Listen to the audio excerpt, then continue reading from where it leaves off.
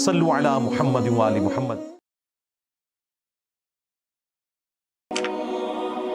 میرا گوشت کا کام ہے، احتیاط کے باوجود بھی اکثر خون کے نشان کپڑوں پر لگ جاتے ہیں۔ کوئی مسئلہ ہی نہیں یار، وہ خون پاک ہے، کھانے کے اعتبار سے بہتا ہوا لہو نجس ہے، لیکن کپڑوں کو لگ جائے تو کپڑے ناپاک نہیں ہوتے۔ آدھی بات تو اب سارے مان چکے ہیں۔ کل تک آپ کو پتہ یہ کہتے تھے پرفیوم جو ہے اس میں الکوہل ہے، الکوہل شراب ہے، شراب کپڑوں پہ لگ جائے تو کپڑے ناپاک اور نماز نہیں ہوتی۔ ان سارے مولوی چھس لا کے آندے نا۔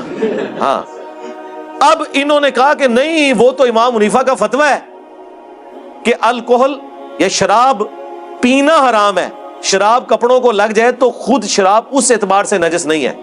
ہم نے کہا واہ کیا بات ہے، تو یہ پہلے نہیں تھا پتا؟ امام حنیفہ نے آپ کسی کو کوئی واٹس ایپ بھیجا ہے؟ ہم تو پہلے سے ہی کہہ رہے ہیں کہ خون ہو یا شراب ہو، اس کا پینا حرام ہے، یہ کپڑوں کو لگ جائے کپڑے ناپاک نہیں ہوتے۔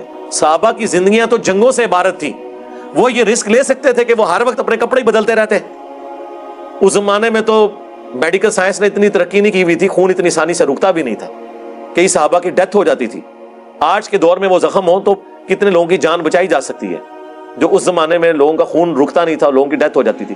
سب سے بڑی بات، خون کسی کا اگر جنگ میں ضائع ہوا ہے تو آپ اسے خون لگا نہیں سکتے تھے۔ یہ تو بمشکل 100-150 سال کی گیم ہے کہ ہمیں پتہ چلا ہے کہ خون ایک انسان کا دوسرے کو لگ سکتا ہے، لیکن وہ بھی بلڈ گروپس کے ساتھ۔ اگر گروپ ڈیفرنٹ ہو تو خون لگاتے ہی اس بندے کی ڈیتھ ہو جائے گی، وہ کلاٹس بن جائیں گے۔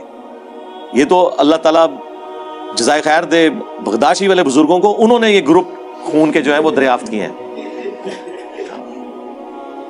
پھر اجمیشی والوں نے وہ سرنج تیار کی، اور وہ مشین جو ہے وہ ایک دوسرے کسی تیسرے شریف صاحب نے تیار کی، جس سے پتا چلا کہ بلڈ گروپ ہم چیک کر سکتے ہیں، ورنہ تو یہ لوگ آج بھی مرتے خون ضائع ہونے کی وجہ سے۔